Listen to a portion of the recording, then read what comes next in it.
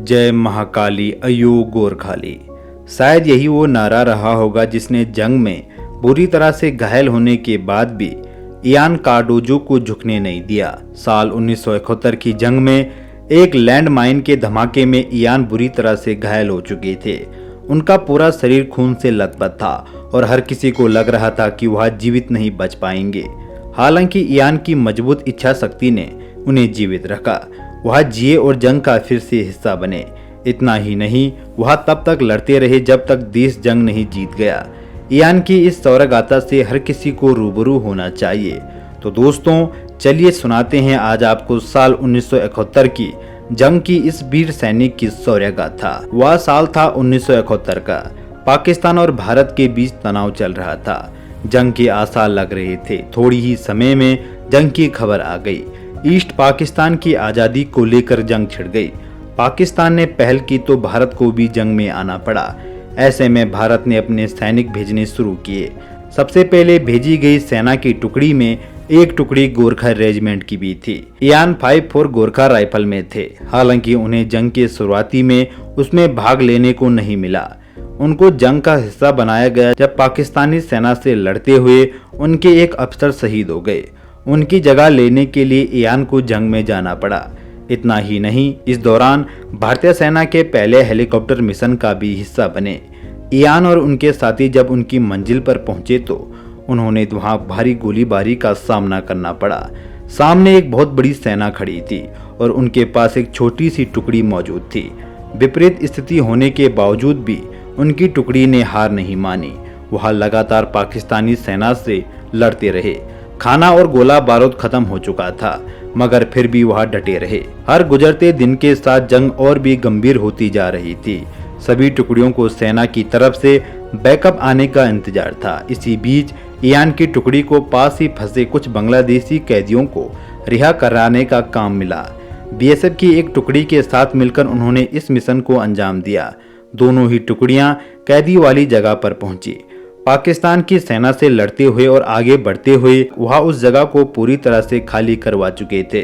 अब सिर्फ जरूरी था तो उन घायल और कमजोर कैदियों को सेना के कैंप तक ले जाने का। बीएसएफ के ऑफिसर ने पूछा कि कौन यह काम करेगा, तो इयान ने कहा कि वह इस काम को करेगा। हालांकि इयान नहीं जानते थे कि वह एक बड़े जाल में फंसने वाले हैं। उन्होंने ध्यान नहीं दिया कि जिस जगह पर वह जा रहे हैं वहां पाकिस्तान सेना ने पहले ही लैंड माइन बिछा रखी है। इयान कुछ कदम चले ही थे कि उनका एक पैर माइन पर पड़ गया। एक जोरदार धमाका हुआ और इयान बहुत दूर जाकर गिरे। उनका पूरा शरीर लहूलुहान हो चुका था। उनकी आंखों के सामने अंधेरा छा गया। कहते हैं कि सेना के आने से पहले ही एक बांग्लादेशी ने इयान को घायल देखा।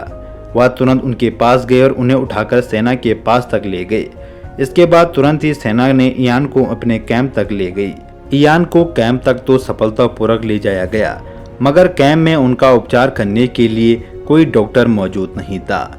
भारतीय सेना की ओर से मदद आने में भी अभी वक्त था। हर किसी को डर लग रहा था कि कहीं इयान की मौत ना हो जाए। हालांकि इयान को होश में आए और उन्हें देखकर सबकी जान में जान आ गई। इयान को होश तो आ चुका था, मगर उनकी हालत अभी भी गंभीर थी।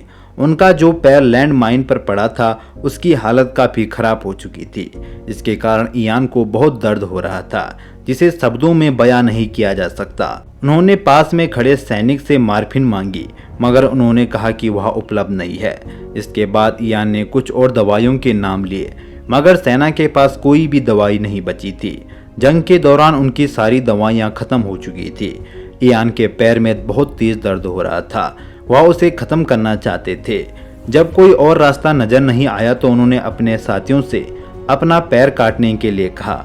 उन्होंने पैर काटने से मना कर दिया क्योंकि उनके पास कोई डॉक्टरी उपकरण भी नहीं था। इसके बाद इयान ने अपनी खुंकरी दी और उससे पैर काटने के लिए कहा, मगर उनके साथियों ने इस बार भी मना कर दिया। हर कोई हैरान था कि आखिर इयान कैसे अपना पैर काटने के लिए बोल सकते हैं। आखिर में जब कोई इस काम के लिए राजी नहीं हुआ तो उन्होंने खुद इस काम को अंजाम दिया। माना जाता है कि उन्होंने अपनी खुंकरी ली और बिना किसी झिझक से अपना पैर काट डाला। उन्होंने उस पैर को सामने खड़े सैनिक को दिया और उसे मिट्टी में गाड़ने के लिए कहा। इयान के इस काम को देखकर हर कोई हैरत में पड़ गया। जंग में बने रहने के लिए इयान ने अपने पैर को काटने से पहले एक बार भी नहीं सोचा था। अपना पैर काटने के बाद भी इयान के अंदर जज्बा खत्म नहीं हुआ। वह तुरंत ही जंग में लड़ने के लिए निकल पड़े। इतना ही नहीं, अपनी ऐसी हालत में भी उन्होंने सेना की टुकड़ी को लीड किया। अपने ऐसे मजबूत इरादे के लीडर को देखने के बाद तो बाकी सैनिकों के अंदर भी जोश भर गया। इसके बाद जंग खत्म होने तक इयान ऐसे ही लड़ते रहे। इस बीच उन्होंने अपना इलाज भी जारी रखा। सबसे हैरत करने वाली बात थी कि जो डॉक्टर उनका इलाज कर रहा था वह एक पाकिस्तानी है। उसने ही इयान के ठीक होने तक उनका इलाज किया। कुछ ही दिनों में भारत जंग जीत चुका था। सेना को वापस बुलाया गया। देश में वापस आने के बाद जब इयान की बहादुरी की कहानी लोगों के सामने रखी तो हर कोई उसे सुनकर हैरान हो गया। इयान के द्वारा दिए गए एक साहसी कार्य को हर किसी ने सराहना की। इतना ही नहीं, उनके सामने इस कार्य के लिए उन्हें सेना मेडल से भी सम्मानित किया गया। इयान ने हर किसी को दिखा दिया कि एक सैनिक देश के लिए कुछ भी कर सकता है। आज भी उनकी बहादुरी के किस्से सुनाए जाते हैं। इयान कार्डोजो की शौर्य गाथा वाकई में काफी प्रेरणादायक है। देश के लिए खुद को इस तरह से समर्पित करने का काम हर कोई नहीं कर सकता। हालांकि इयान में यह ताकत थी और उन्होंने यह करके भी दिखाया। तो दोस्तों, ऐसे बहादुर जाबाज साहसी सैनिकों के लिए इस वीडियो को एक लाइक जरूर करें और कमेंट बॉक्स में जय हिंद लिखना ना भूलें। आपसे फिर मुलाकात होगी किसी नई अपडेट के साथ। तब तक के लिए जय हिंद, वंदे मातरम।